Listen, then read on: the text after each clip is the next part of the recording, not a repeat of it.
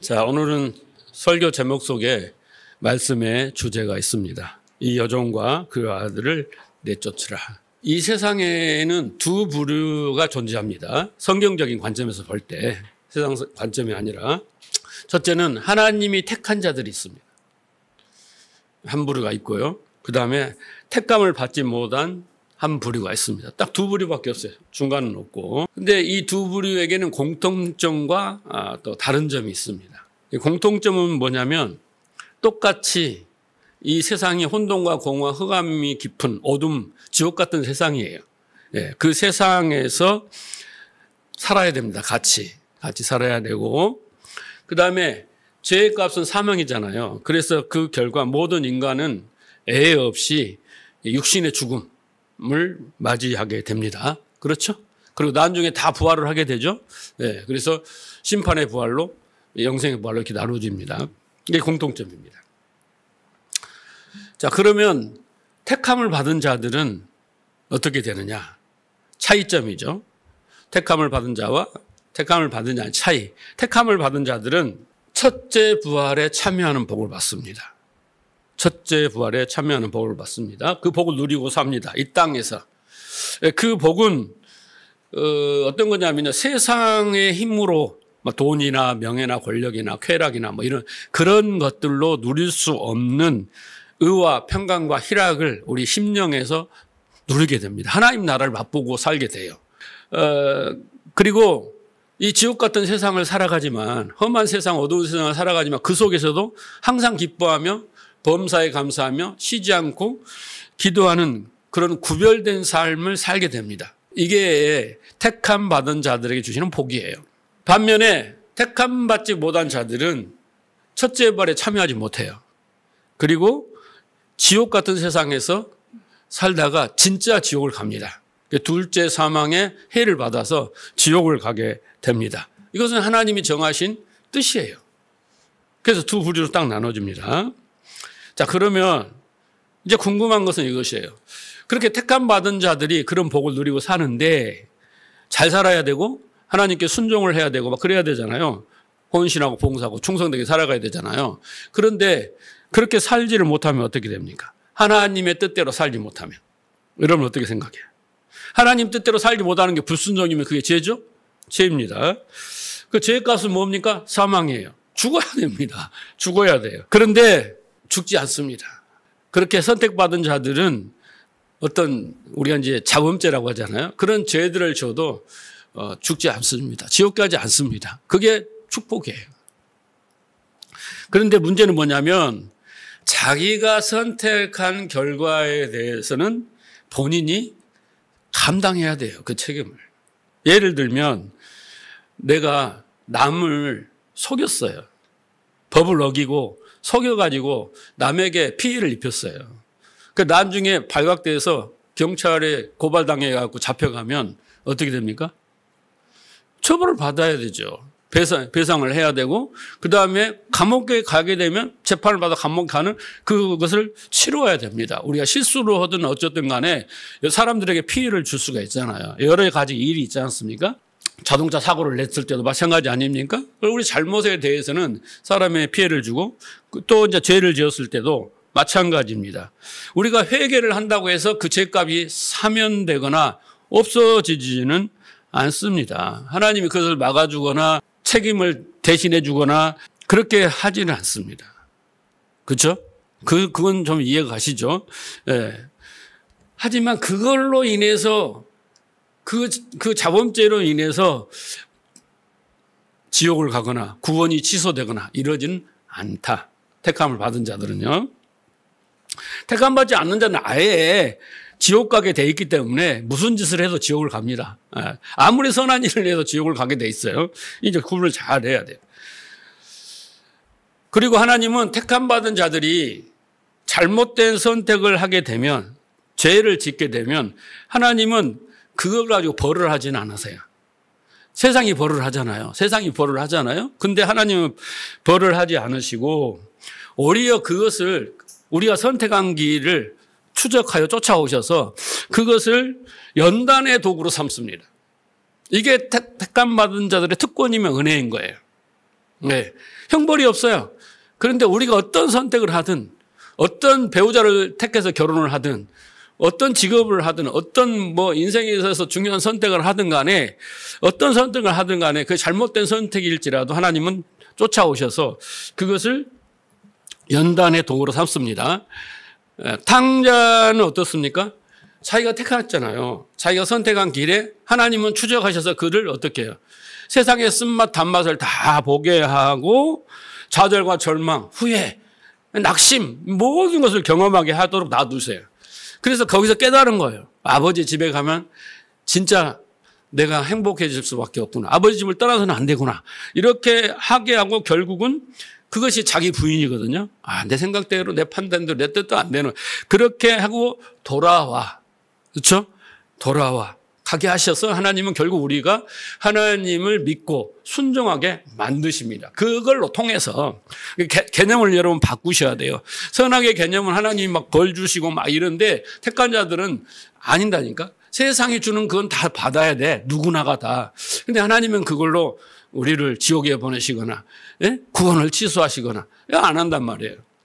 그래서 하나님은 택함 받은 자들을 끝까지 책임을 지시고 언약하신 대로 그 언약을 이루 가시는 거예요. 그것이 오늘 우리는 야곱의 인생도 뒤에 나오지만은 아브라함의 인생과 그 여정, 신앙의 여정을 통해서 우리는 그 원리와 내용을 발견할 수 있어요. 그러니까 그걸 보면서 우리 인생도 그대로 대입하면 됩니다. 아브라함만 한 사람만이 된 게 아니라 그건 성경에 공통된 하나님의 뜻임이 원리이기 때문에 그래서 우리가 아브라함 공부를 잘해야 되는 거예요. 아브라함이 누구다? 가로 열고 나다 라는 겁니다.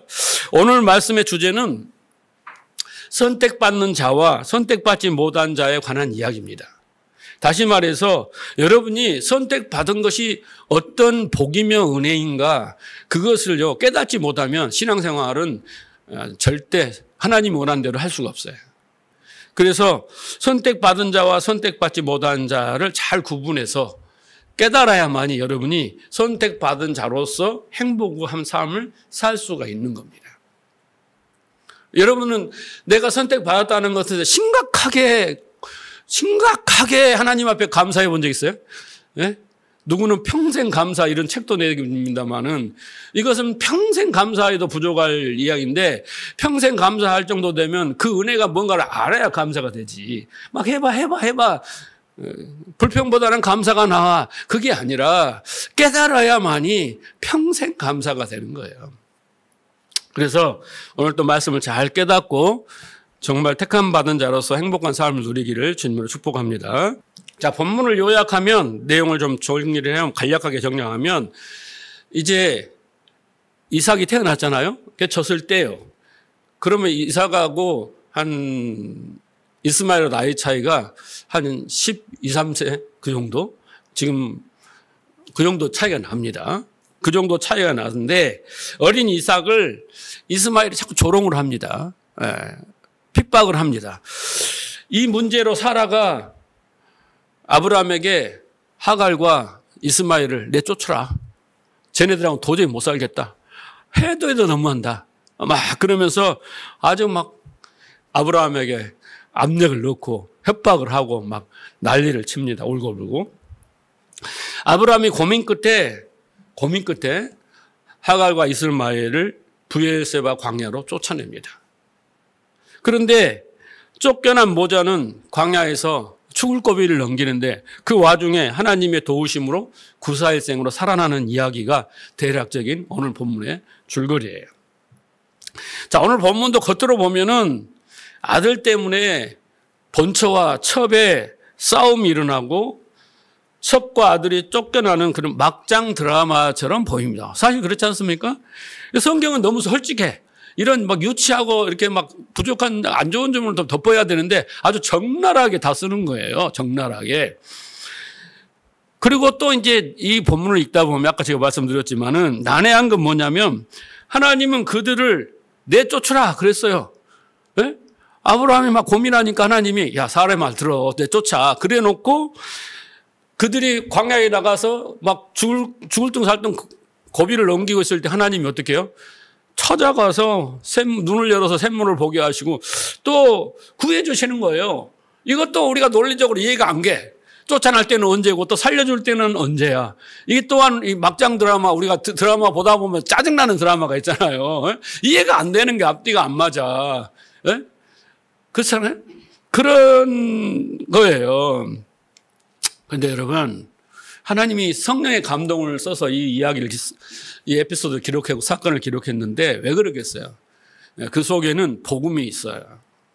하나님 마음과 뜻이 담겨 있고 진리의 말씀이 있는 거예요. 그러니까 우리 겉으로 봐서는 가족 사이 이야기가 아니라 그 속에 하나님이 마음과 뜻을 읽어내는 것이 중요한 것입니다. 자, 아브라함의 가족사를 보면요, 그리 아름답지가 않아요.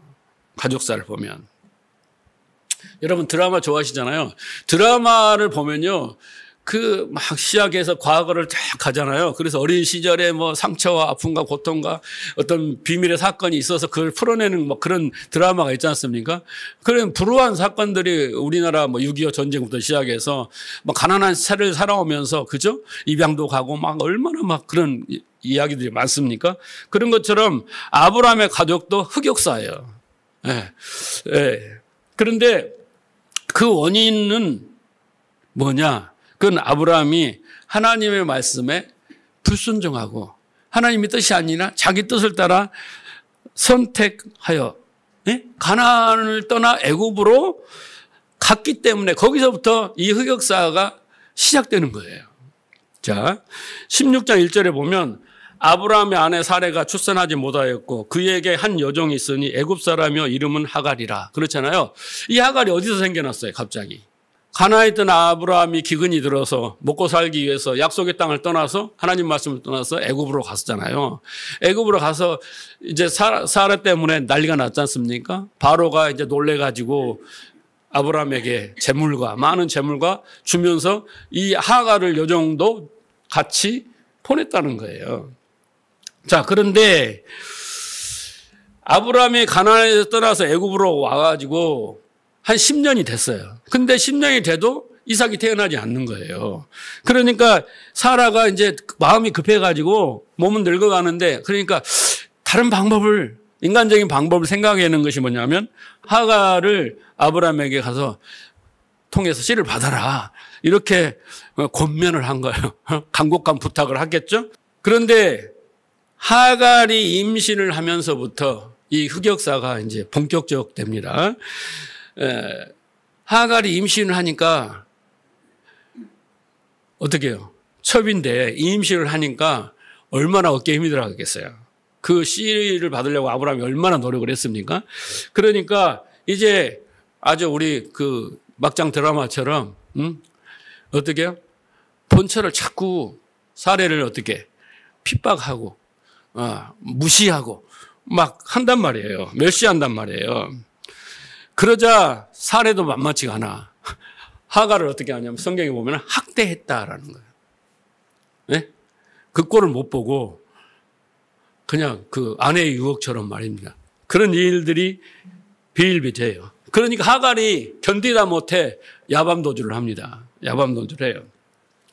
그래서 야밤도주를 하는데 깜깜한 밤에 이제 어떻게 되겠어요? 광야에서, 그 사막이잖아요. 죽게 됐는데 그때 여호와의 사자가 나타납니다. 여러분 잘 들으셔야 돼요. 하나님은 왜 쫓아내라고 했다가 왜 이렇게 하시는 이유들을 잘 발견해야 되거든요. 그러면서 뭐라고 하냐면 하갈과 그 몸에서 태어날 이스마엘의 운명에 대해서 이야기를 해줘요. 운명. 여러분 앞으로 운명을 잘 정해진 어떤 인생의 길이잖아요. 그걸 딱 알려주는 거예요. 자, 16장 9절에 보면 여호와의 사자가 그에게 이르되 내 여주인으로 돌아가서 그 수하에 복종하라. 그래서 하갈과 이스마엘은 원래 그 아브라함과 사레에게 복종하며 살아야 할 운명이에요. 하나님 정해놨어요. 그런데 그 운명을 벗어나면 불행해지는 사람이거든요. 두 번째는 뭐냐면 10절에 보면 여호와의 사자가 또 이렇게 말합니다. 내 씨를 크게 번성하여 그 수가 많이 셀 수 없게 하겠다. 돌아가, 복종해. 그런데 너에게도 많은 씨를 줘서 이스마엘의 후손들이 많아질 거야. 이걸 이렇게 말씀하시는 거예요. 여러분 축복일까요? 저주일까요? 모르죠. 네, 들어보세요. 자, 12절 보면 그런데 오늘 본문의 끝처리도 뭐라고 했어요? 그가 누구하고 결혼해요? 애굽 여인하고. 그들의 운명은 이제 비극적인 거예요. 그런데 자, 그거 이따 이야기하고 12절. 자, 이스마엘의 운명을 이야기를 해줍니다. 그가 사람 중에 들락이 같이 되리니, 들락이라는 것은 난폭하다라는 뜻이에요. 난폭하다는, 페레 히브리 말로 난폭해진다는 뜻이에요. 그의 손에 모든 사람을 치겠고, 그의 손이 모든 사람을 치겠고, 뭐예요? 난폭해서 많은 사람들을 괴롭히고 전쟁하고 죽인다는 거예요. 그리고 모든 사람의 손이 그를 칠지며, 그 말은 뭔 말이에요?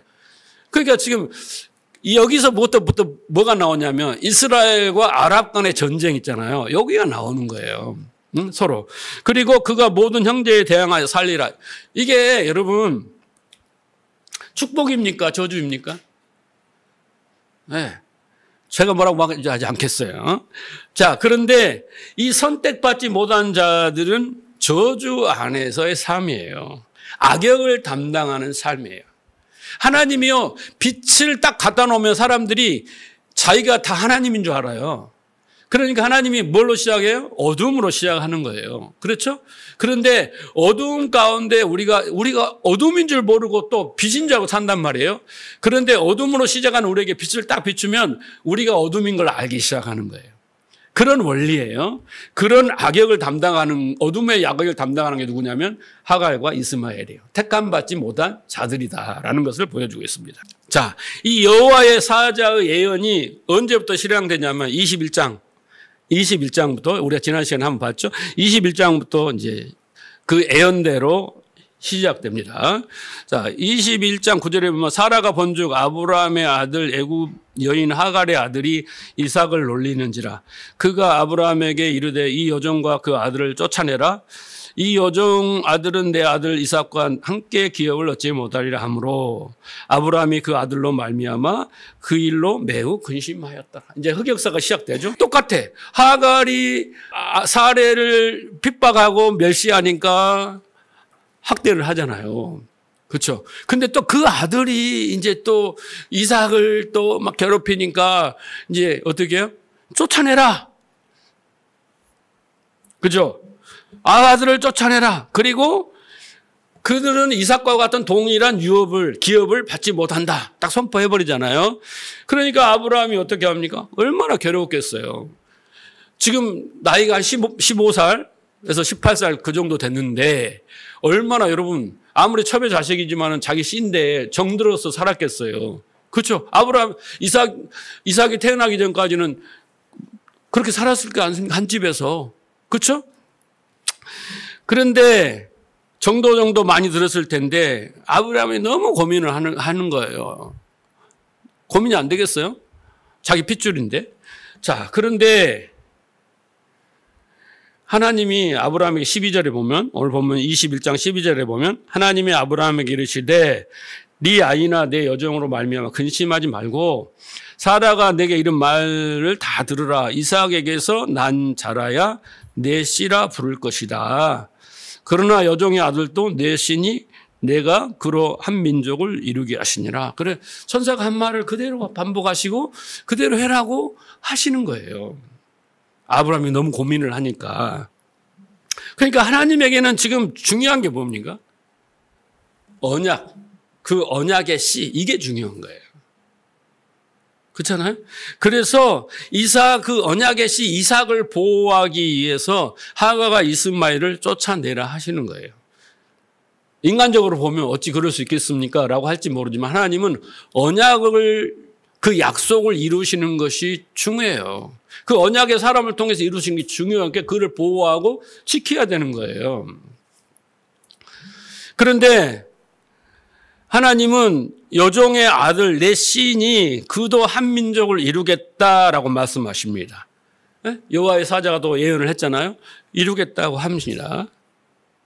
이 부분을 여러분 오해하신 분들이 많아요. 아까 하갈도 하나님이 광야에서 다시 살려주잖아요. 오늘 본문에도 샘물을 발견하고 살려주고 내 민족에 씨를 주시겠다 약속해 주시고 다시 한번 이렇게 하시는 것이 사랑과 자비의 하나님이 광야에서 하갈과 아들 이스마엘이 슬피 울며 괴로워하니까 보시고 불쌍히 여기셔서 그 모자를, 그 울부짖음을, 그 신음을 들으시고 살 길을 열어주셨다.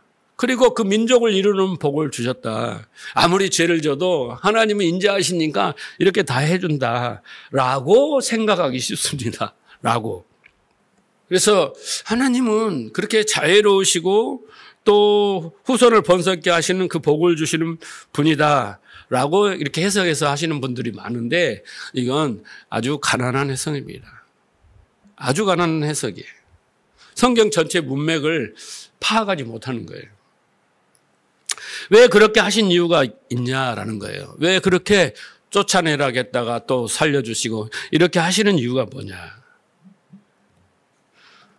왜 하갈과 이스마엘에게 하나님은 그렇게 호의를 베푸시는 이유가 뭘까? 그건 딱 한 가지밖에 없어요.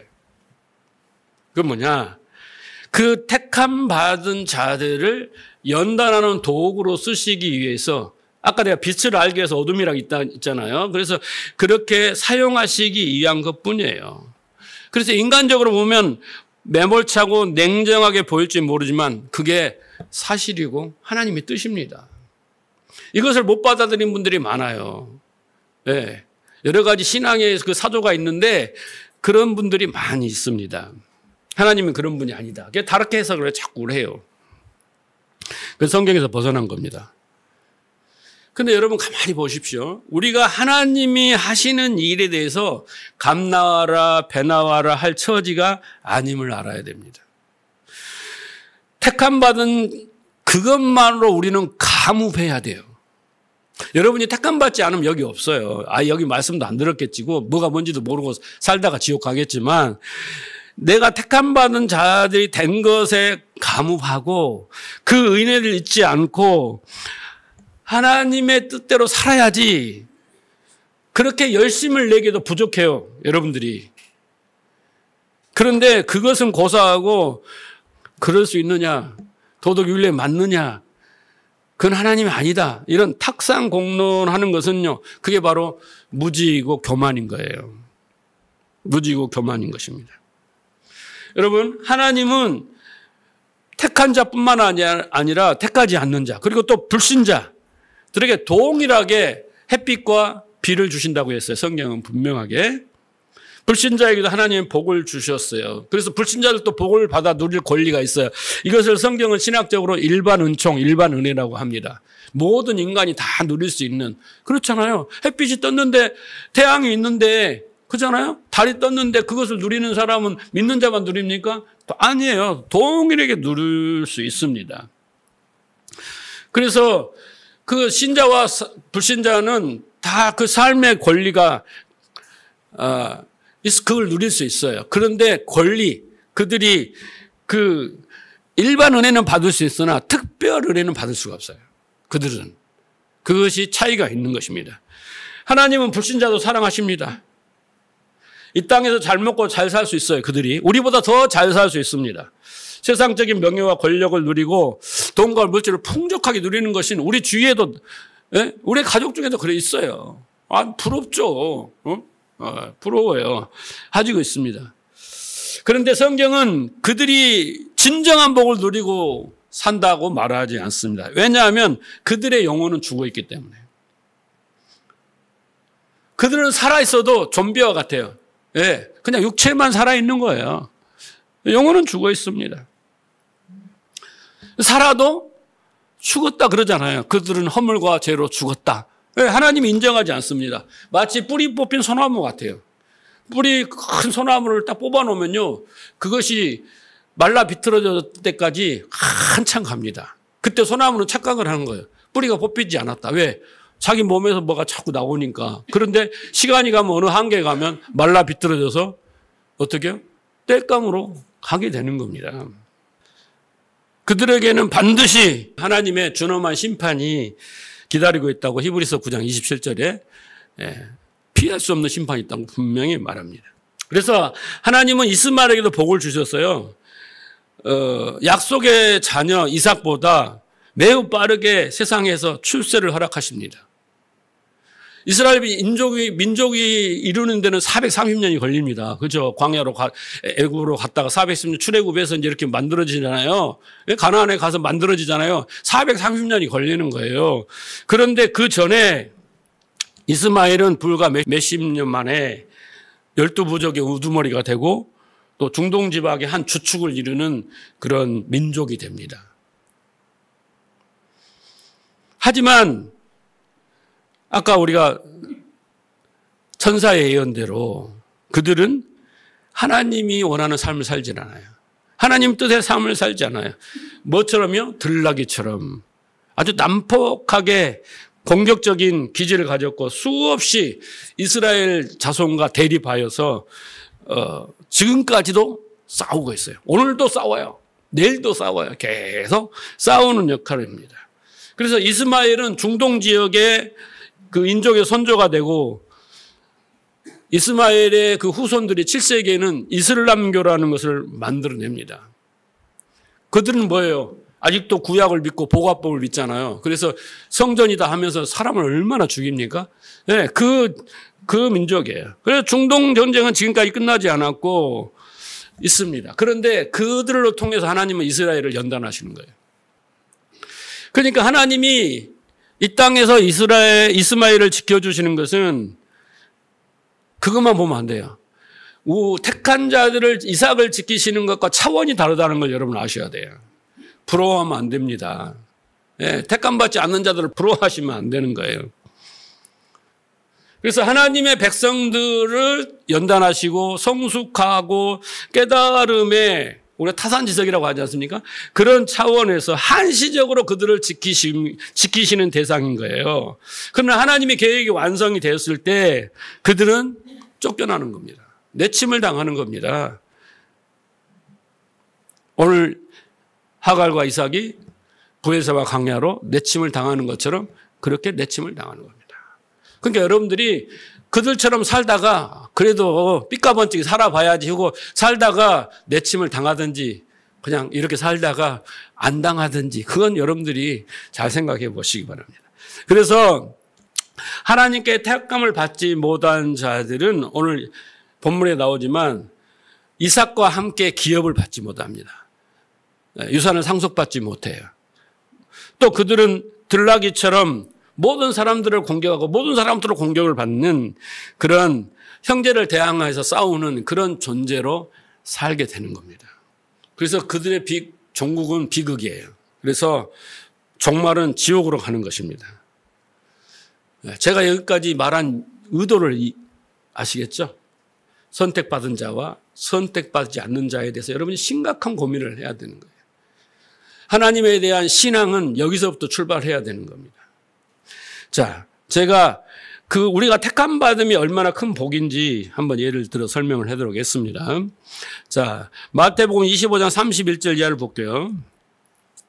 인자가 자기의 영광으로 모든 천사와 함께 올 때에 자기 영광의 보좌에 앉으리니 모든 민족을 그 앞에 모으고 각각 구분하여 목자가 양과 염소를 구분하는 것 같이 하여 양은 오른편에 염소는 왼편에 두리라 그랬습니다.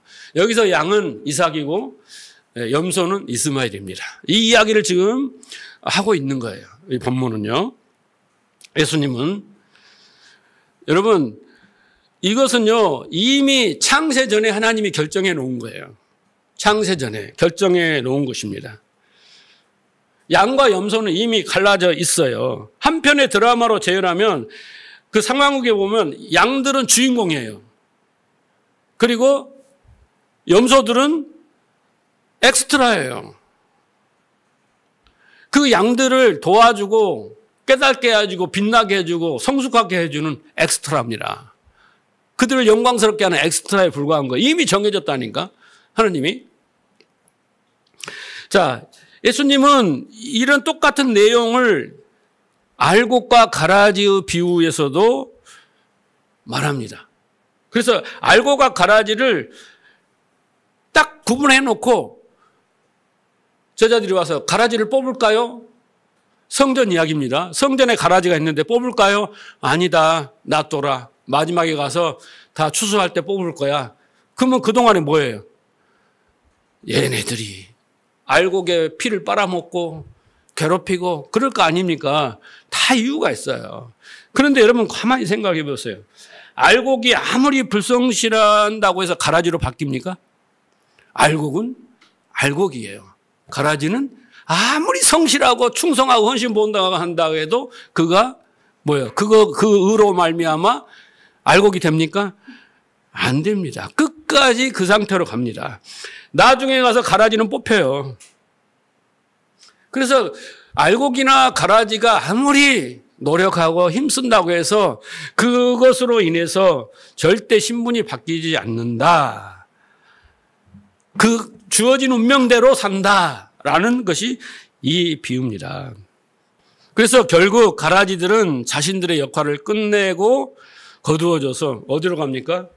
유황불로 가요. 그게 가라지 운명이잖아요. 이스마엘의 운명을 분명히 천사가 이야기하지 않습니까? 네 역할은 이것이야. 네 운명은 이렇게 살 거야. 네. 그런데 그냥 그 의미를 모르면 어떻게 하겠어요? 막 씨를 민족을 번성시켜주니까 좋겠다. 이렇게 착각을 하게 됩니다.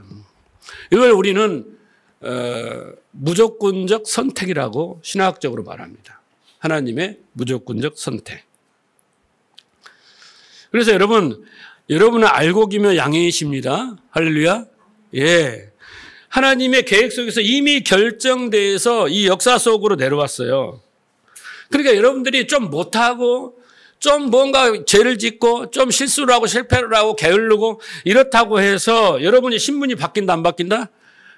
가라지로 안 바뀌어요. 이스마엘처럼 안 됩니다. 여러분 아멘을 하셔야죠. 참만 다 않습니까? 내가 좀만 더 변질되고 내가 좀만 더 게으르고 예배 빠지고 막 그러면 당장 하나님 나를 바꿔버려 가라지로. 그래서 어떻게 해요? 그거 안 바뀌려고 얼마나 노심초사 수고하고 무거운 짐진 신앙생활을 해야 되겠습니까? 아닙니다. 자, 34절 보세요. 25장. 그때에 임금이 그 오른편에 있는 자들에게 이르시되 내 아버지께 복받은 자들이여 나와 창세로부터 너희를 위하여 예비하여 된 나라를 상속받으라. 하나님이 창세전에 세운 계획이 있어요. 예. 그래서 어떻게 해요? 이 세상이 생기기 전부터 하나님이 계획하고 너에게 주실 복이 있다라는 거예요. 예. 그래서 어떻게 그 나라를 상속해라. 예? 그러는 거예요. 근데 여기에 보면요. 동사가 뭐냐면 완료된 거예요. 완료. 앞으로 일이 아니라 이미 우리는 그렇게 된 존재라 완료가 돼버렸어요. 41절 보세요. 25장 41절. 또 왼편에 있는 자들에게는 저주받은 자들아 나를 떠나 마귀와 그 사자들을 위하여 예비된 영원한 불에 들어가라. 이것도 완료입니다. 저주받았다라는 거예요. 완료입니다. 이미 예비된 지옥이 예비되었다라는 거예요. 여러분 이해가 가십니까? 또 따질 거예요? 감나오라 배나 할 거예요? 아니 하나님 택해서 그렇게 운명적으로 정해서 여러분 여기 있다. 감업해야죠. 감사하고. 그래서 우리가 뭘 할까 이걸 고민해야지. 인간적으로 그럴 수 있나? 이거 도덕적으로 아닌데. 그래서 자기 주장을 막 내오는 거예요. 여러분 이것이 제 생각이라고 생각하시면 우리 목사님 이상한 거 주장한다 이렇게 생각하지 마시고 성경에 다 있는 말이에요. 자 보세요. 로마서 9장을 보세요. 자, 잘 따라오세요. 10절 이뿐 아니라 또한 리브가가 누구예요? 이삭의 아내죠. 그렇죠? 리브가 누굴 낳았어요? 야곱과 에서를 낳았죠. 누가 장남이에요? 에서가 장남이죠. 자, 그 정도는 알고 이제 해야겠죠. 자, 리브가가 우리 조상 이삭 한 사람으로부터 말미암아 잉태하는데 그 자식이 아직 나지도 아니하고 무슨 선이나 악을 행하지도 아니할 때 그 말이 뭐예요? 아무것도, 네, 그렇죠? 아무것도 하지 않고 그냥 씨만 잉태를 했어요. 그런데 어떻게 해요? 택하심을 따라 그렇게 나오잖아요. 택하심을 따라 되는 하나님의 뜻이 행위로 말지 않고 하나님 뜻이 있는데 이삭이 어떤 그 행위를 따라 아니면 아버지의 행위를 따라 이를 따라 하지 않고 오직 부르시는 이에게로 말미암아 이게 뭐야? 무조건 선택이에요. 창세전에 하나님이 택함이에요. 그렇게 이삭을 택했다라는 거예요. 서게 하려 하사 이게 오늘 비유의 내용인 겁니다. 정확하게 요약하는 거죠. 리브가에게 이르시되 큰 자가 어린 자를 섬기게 하셨나니 기록된 바 내가 야곱을 사랑하고 에서를 미워하였다 하신 같으니라. 어디서부터? 뱃속에서부터. 그들이 뭘 생각도 하기도 전에 여기서 미워했다, 사랑했다 이것은 감정의 표현이 아닙니다. 다음에 제가 시간이 있으면 또 원문을 해서 하는데 이게 하나님의 뜻이었다라는 뜻입니다. 야곱에게 향한 뜻이었다 이런 것을 사랑했다 이렇게 표현하는 겁니다. 19절 혹 네가 내게 말하기를 그러면 하나님이 어찌 허물이시뇨? 누가 그 뜻을 대적하리요 하리니 이 말은 뭔 말이에요? 이제 여기서부터 아주 이제 의가 강한 사람들, 자기가 정의롭고 의롭고 똑똑하고 잘 안다는 사람들이 말하기를 그거 하나님의 허물 아니십니까? 왜 장자가 있으니까 장자의 축복을 해야 되는데 왜 차자를 이스라엘로 삼으십니까? 그건 우리의 상식과 관습과 도덕 윤리에 맞지 않습니까? 이렇게 힐문한다는 거, 힐문이 뭐예요? 비웃으면서 조롱하면서 따진다는 거잖아요. 지금 하나님께. 누가 그 뜻을 대적하리요 하리니. 자, 20절. 이 사람아 네가 네 귀에 감히 하나님을 힐문하느뇨. 그런 거예요. 묻지 마세요. 그냥 받아들이세요.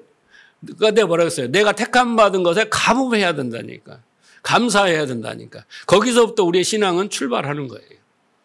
예. 그래야 내가 하나님을 위해서 하나님 뜻대로 살고자 하는 마음이 거기서부터 생기는 거예요.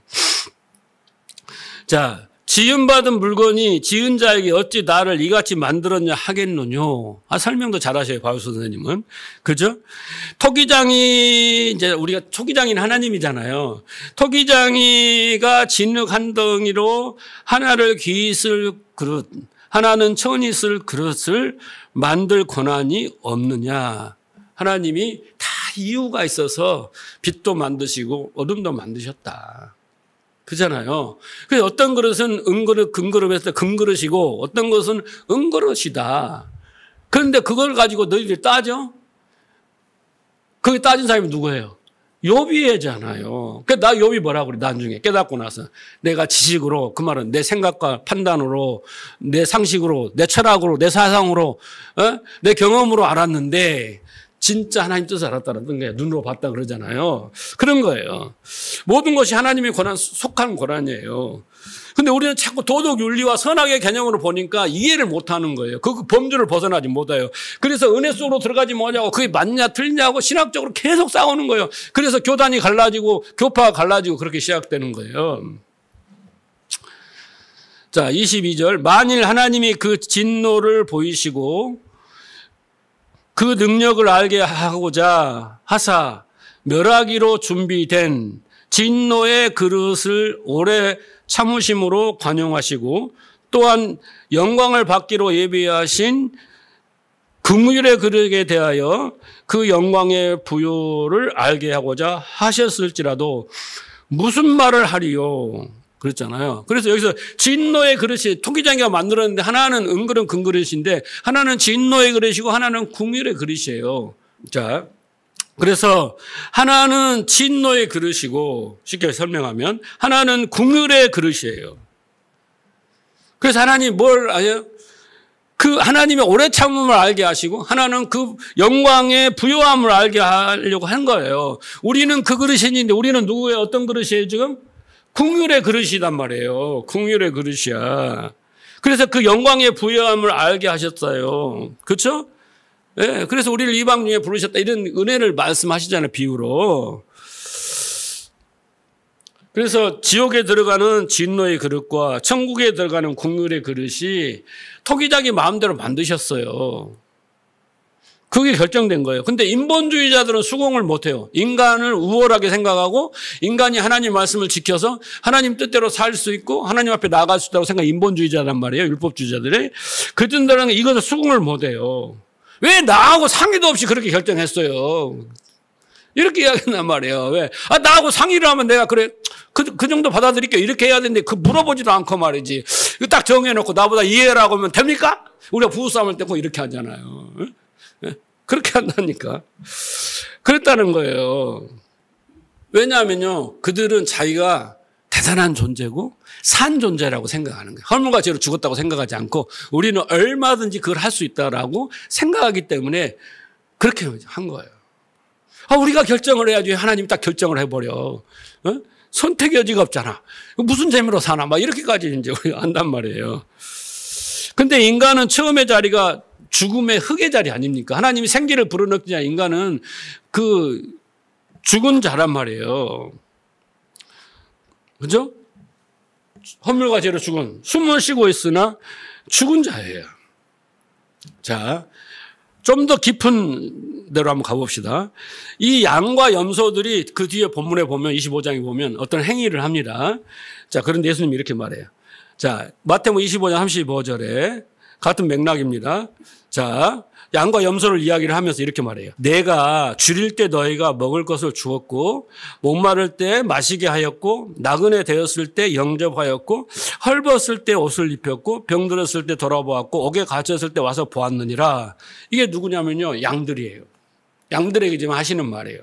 너희들이 나한테 그렇게 했지. 예수님이 그 의인들에게 말씀을 하시는 거예요. 그런데 그래서 의인들은 진짜 거짓말을 못하나 봐. 솔직히 이야기하는 거예요. 37절에 주여, 우리가 어느 때 주께 줄이신 것을 보고 음식을 대접하였으며 목마른 걸 보고 마시게 하였나이까? 어느 때 나그네 된 것을 보고 영접하였으며 헐벗은 것을 보고 옷을 입혔나이까? 어느 때 병드신 것이나 옥에 갇힌 걸 보고 배웠나이까? 안 했다라는 거잖아요. 근데 예수님은 너희가 나한테 그렇게 했다. 너희는 의인이야, 양이야 라고 말을 하시는 거예요. 이해가 됩니까, 여러분? 이해가 돼요? 한 적이 없어요. 근데 예수님은 하셨다는 거예요. 그거 너희들이 양들이야. 네. 그 뒤에 보면 어떤 말이 나오면 지극히 작은 자에게 한 것이 나에게 한 거다. 근데 지극히 작은 자가 누구냐면요, 예수님이에요. 예수님이에요. 자, 그런데 무슨 말을 하냐면요, 여기에 나오는 배고픔, 목마름, 나그네, 헐벗음, 질병, 감옥은 이게 뭐냐면 다 죽음의 증상들이에요. 사망의 증상들입니다. 근데 그 사망을 다 짊어진 게 누구냐면 예수님이에요. 예수님입니다. 그걸 해결하고 가신 분이 예수님이에요.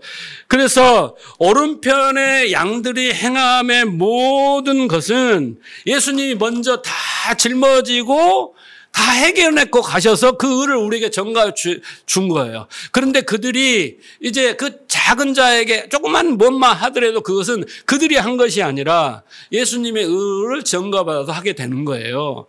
그렇죠? 그 이야기를 지금 하고 계시는 거예요. 그러니까 진정한 어린 양은, 하나님의 양은 예수 그리스도고 그 어린 양 안에서 우리가 양이 되는 거예요. 양이 돼요. 그래서 그 양이 하는 일은 내가 하는 게 아니야. 예수님이 하는 거야. 예수님께 하는 거야. 이런 의미죠. 우리가 양의 자격을 갖추어서 양이 된 사람은 한 사람도 없어요. 근데 교회는 어떻게 말합니까? 열심히 구제하고 봉사하고 선행을 쌓아서 양이 되자.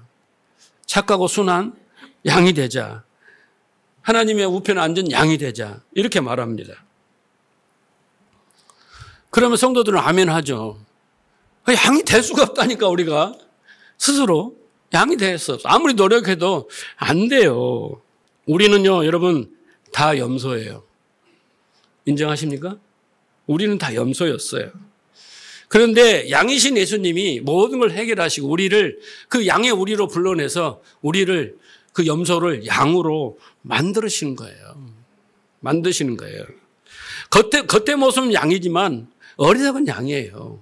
근데 진짜 양으로 하나님, 예수님이 만드시는 거예요. 그래서 보좌 우편에 앉게 만드시는 거란 말이에요.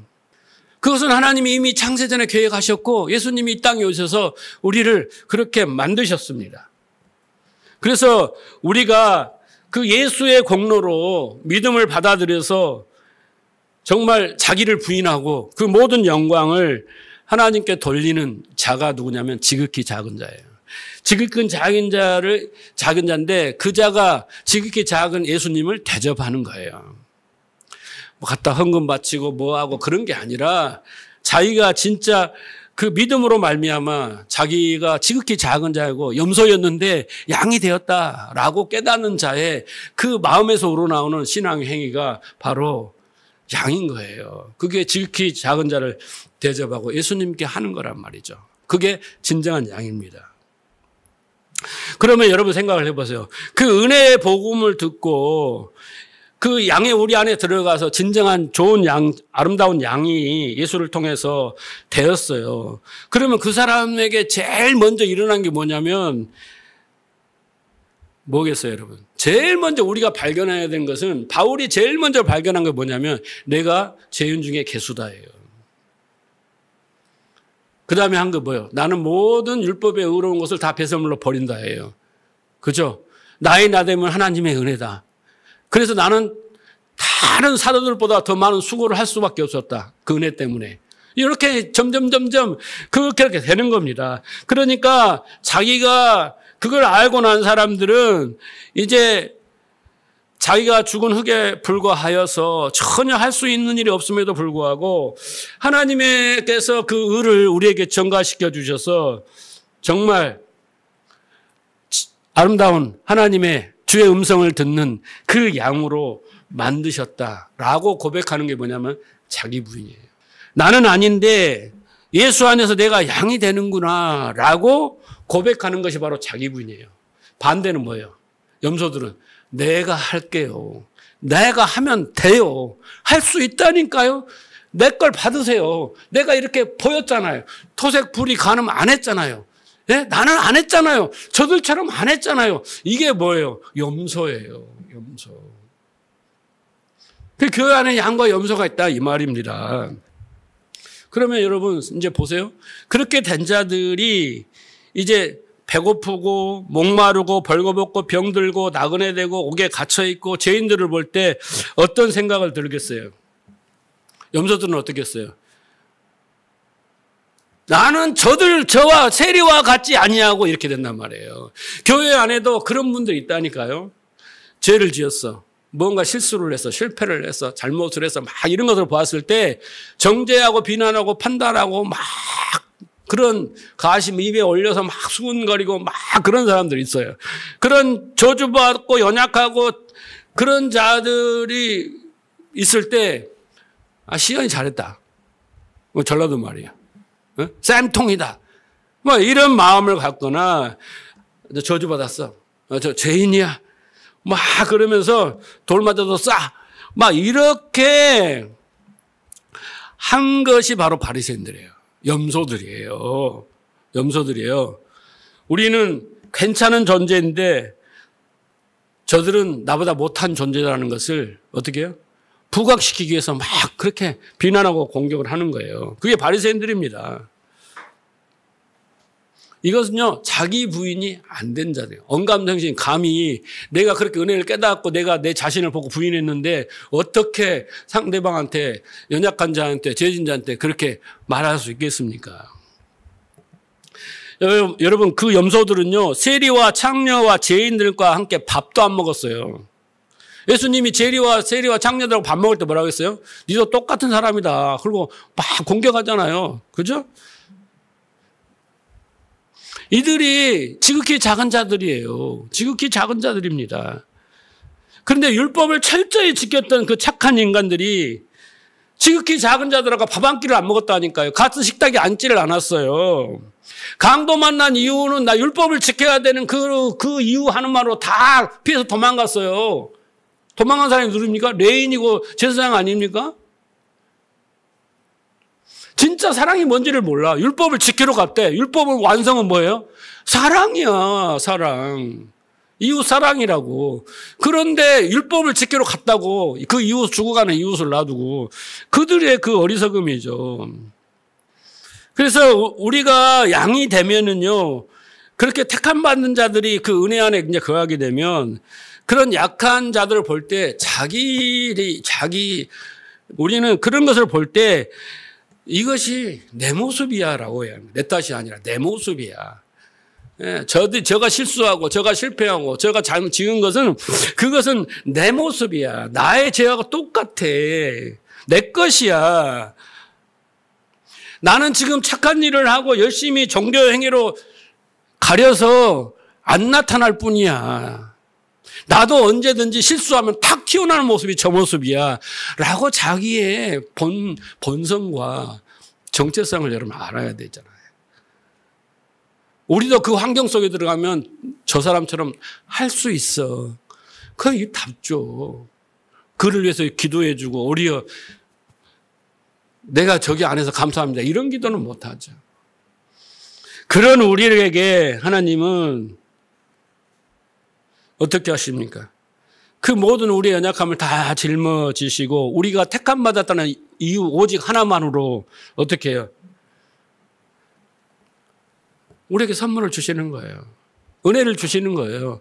약속을 지키시는 거예요. 끝까지 우리를 책임지시는 거예요. 아브라함을 믿음의 조상으로 가서 딱 하나님 마음에 들게. 네? 그렇게 내가 이제야 너가 나를 경외한 줄 알았다. 그래 진짜 복을 주시는 거예요. 진짜 복을. 자, 누가복음 15장 7절을 보세요. 내가 너에게 이르노니 이와 같이 죄인 하나가 회개하면 하늘에서 회개한 것 없는 의인 99이 인하여 기뻐하는 것보다 더하리라. 이 본문도요, 원문을 읽어보면 이런 우리가 알고 있는 뜻이 아니에요. 우리는 이제 이미 99은 돌아왔어. 그 천국에서 할렐루야하고 다 구원받아서 춤추고 있는데, 예? 죄인 하나가 돌아오니까 어떻게 해요? 하나님이 그 99, 에이, 너가 제일 소중해. 이렇게 알고 있는데 이게 문자적으로 하는 거예요. 그런 뜻이 아닙니다. 여러분. 여기서 99은 비유인데 99은 어떠냐면 염소들이에요. 그 염소들은 어떤 자냐면 자기가 의인이라고 양이라고 착각하는 자들이에요. 착각하는 자. 그렇게 주장하면서 자칭 의인이라고 주장하는 사람이 99이에요. 예수님의 비유입니다.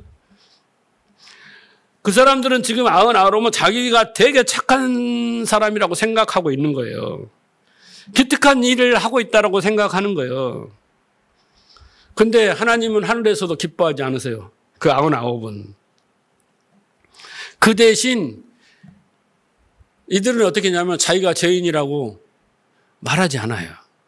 그런데 한 양이 자기가 죄인입니다라고 돌아올 때 천군 천사가 드디어 왔구나라고 환호를 하고 난리가 나는 거예요. 그러니까 여러분들이 예수를 믿고 교회에 왔는데 사도 바울처럼 자기 부인이 안 일어나고 내가 죄인 중에 괴수라고 이렇게 하지 않으면요, 여러분이 염소인 거예요. 진정한 회개고 자기 부인이 일어날 때 사도 바울과 같이 우리가 깨달아. 그래서 거기에서 그러한 삶을 살아갈 때 천군 천사들이 환호하고 하늘에서 난리가 나는 거야. 드디어 저렇게 연단하고 훈련하고 했더니 드디어 저런 고백과 그런 삶으로 가는구나. 할렐루야. 이 문구하고 따지지 마요. 전하지 마세요. 이게 원문에 있는 말씀을 가지고 풀어서 드린 거니까. 그래서 99은 염소입니다. 너무 착해. 회개할 것이 없어. 자기들은요. 예. 기도 많이 하죠. 11조 하죠. 구제하죠. 선교하죠. 다 해. 얼마나 착해. 얼마나 착해. 근데 그들은 염소예요. 그래서 그들 가운데 천부의 의지 없어서 손들고 옵니다. 그 죄인 하나가 양인 거예요. 감히 눈을 들어 하늘을 쳐다보지도 못하고 다만 가슴치며 이르되 하나님이여 불쌍히 여기소서 나는 죄인으로소이다. 이렇게 고백한 사람이 없다고요. 딱 한 사람 있다니까. 우리는 교회 오면 뭐합니까? 이런 고백 안 해요. 네? 나이가 택함 받은 거에 대해서 제가 오늘 말씀드리지만 심각하게 고민 안 해요. 뭐예요? 살 길을 열어주세요. 문제를 해결해 주세요. 괴로워 죽겠어요. 누구 때문에? 뭔 일 때문에? 이거 빨리 해결해 주시고 아주 내가 죽겠는데 어떻게 해야 돼요? 자꾸 이런 것만 물어요. 왜 그런 줄 아세요? 근본적인 문제가 해결이 안 돼서 인간관계도 안 되고 사업도 안 되고 다 안 돼. 근데 자기가 염소이고 문제인 것인데 그건 보지 않고 자꾸 환경을 바꾸려고 하고 또 그 이유가 내게 있지 않고 다른 사람에 있다라고만 생각하면서 자꾸 하는 그게 바로 염소 아니겠습니까? 양은 그렇게 고백하지 않는다니까요. 하늘을 우러러 보지도 못하고 감히 제가 죄인으로소이다. 예. 하나님 처분만 받겠습니다. 라고 그 주님의 뜻을 구하는 거예요. 그래서 여러분 말씀을 이제 정리하겠어요. 하나님께 택함을 받은 자들은 그래서 이 땅에서 우리 행복하게 살아야 되잖아요. 그래서 그 첫걸음이 뭐냐면 자기가 택함을 받았다는 사실, 어떤 세상에서 어떤 상태에서 무엇 때문에 택함을 받았고 만약 택함을 받지 않았다면 어떻게 되는지, 그리고 택함을 받은 자가 에게 주시는 복이 뭔지, 삶이 뭔지, 이런 것들을 깨달아 믿을 때부터 행복이 시작되는 거예요. 그때부터 문제가 해결되는 거예요. 그런 것도 모른 채 복 주세요, 뭐 해주세요, 뭐 해주세요. 자꾸 그래 보면 그건 종교 생활인 거예요. 그게 안 돼요, 여러분. 해결이 안 됩니다. 하나님은 근본적인 문제부터 우리가 어린 신앙일 때는 환경도 해결해 주시고 뭐 해서 자꾸 이렇게 끌어들여서, 예? 애굽에서 끌어들여서 광야에 가고 이렇게 끌어 가시지만 어느 정도 광야 단계 오면은 그때는 하나님이 응답 안 하세요. 왜 안 하세요? 우리가 자꾸 다른 것을 구하고 다른 방향으로 가니까 하나님은 무엇부터 작으냐면 환경을 통해서 너희가 틀렸어. 그 이야기만 하시는 거예요. 여기야 그 이야기만 하시는 거예요. 그래서 깨달아 알고 믿을 때 그때부터 문이 열리고 행복이 시작되는 거예요. 오늘 그 뉴스 잠깐 보니까 어디더라? 아프리카 어디 그쪽에서 광산에서 다이아몬드가 나왔대. 근데 800g인가 얼마짜리가 나오는데 세계에서 두 번째인가 크기예요. 그보다 작은 게 900억이었대. 네? 근데 그건 더 커. 근데 보니까 1000억이 넘어. 근데 여러분 다이아몬드를 여러분이 딱 줬어. 그랬더니 빵하고 바꿔 먹어버려. 그리고 가치를 몰라. 네? 그 행복할까요? 나중에 알았을 때는 빵하고 바꿔 먹고 나서 얼마나 통탄하고 옛날에 그랬다잖아요. 초콜릿하고 바꿔 먹고. 네? 근데 그 가치를 안 순간부터는 얼마나 행복하겠어요. 그렇죠? 그 1000억이야. 예? 여러분 한 999억은 다 나눠주고 1억만 써도 행복해야 되는 여러분 믿음이. 어쨌든 그러니까 우리가 여러분 가치를 모르면, 의미를 모르면, 뜻을 모르면 절대 행복할 수가 없어요. 제가 오늘 선택받은 자와 선택받지 않는 자에 대한 말씀을 함께 나눴는데 이삭과 이스마엘을 통해서. 그런데 이삭이 자기가 선택받은 거에 대한 그 축복을 모르면 이삭은 나중에 어떻게 복을 받아요? 100배의 축복을 받아요. 뒤에 보면 100배의 축복을 받습니다. 완벽한 퍼펙트한 복을 받았다는 이야기예요. 19박이 10회가 아닙니까? 그런데 그것은 자기가 택함을 받았다, 어디서 택함을 받았고 택함을 받은 이유가 뭐고 택함을 받은 사람은 어떻게 해야 된다, 이런 것들을 다 깨달은 게 100이에요. 100. 100배의 축복이요. 30, 60, 100배라고 그랬잖아요. 100배의 축복을 받는 거예요. 다이아몬드의 그 가치를 아는 순간부터 행복해지는 건데 다이아몬드를 들고도 그 가치를 모르면 불행해지는 거예요. 땅을 치면 슬피 울며 일을 가게 되는 거예요. 빵하고 바꿔 먹고. 그래서 어떻게 우리가 할 일은 뭐예요? 말씀을 열심히 듣고 깨닫는 방법, 다른 것을 하려고 하지 마세요. 자, 몇 가지 말씀을 제가 권면의 말씀으로 드리고 설명해 드리고 마치도록 하겠습니다. 자, 에베소 1장 4절 보세요. 곧 창세전에 그렇게 나오잖아요. 그리스도 안에서 우리를 어떻게 했다? 택하신 이유가 뭐예요? 우리를 사랑 안에서 그 앞에 거룩하고 흠없게 하시려고. 그게 하나님이 기쁘신 뜻이에요. 어떻게요? 예수 그리스도로 말미암아 예정하사, 그렇죠? 우리를 하나님의 아들 되게 하셨으니 이는 뭐라고요? 하나님의 그 은혜의 영광을 찬송하게. 마지막에는 하나님을 경외하게 되는 거예요. 이게 딱 나와 있잖아요. 그 언약의 백성, 하나님의 택함이. 여러분 창세전에 택함을 믿습니까? 아니면 여기 앉아 있을 수가 없어. 자, 그 다음에 보세요. 로마서 8장 29절. 하나님이 미리 아신 자들, 이게 뭐예요? 창세전 택한 자 아닙니까? 또한 그 아들의 형상을 본받게, 똑같은 말이죠. 미리 정하셨으니 이는 그로 말미암아 형제들에게 맏아들에게 하심이라. 미리 정하신 그들 또한 부르시고 부르신 그들을 또한 의롭다 하시고 의롭다 하신 그들을 또한 영화롭게 하셨다. 자, 31절. 그런즉 이 일에 대해 누가 시비를 걸겠어요? 걸 거예요? 그런 거예요. 만일 하나님이 우리를 위하시면 누가 우리를 대적하겠어요? 그럴 자가 없다는 거예요. 하나님의 언약을, 그 택하심에 어떻게 해요? 절대 막을 수가 없어요. 누구도. 34절. 누가 정죄하리요? 그랬잖아요. 35절. 누가 우리를 그리스도 사랑해서 끊으리요? 어떤 환난이나 공고나 핍박이나 기근이나 적신이나 위험이나 칼이라 절대 끊을 수 없어요. 왜? 우리가 하나님을 붙들고 있는 게 아니라 하나님이 우리를 붙들고 있어요.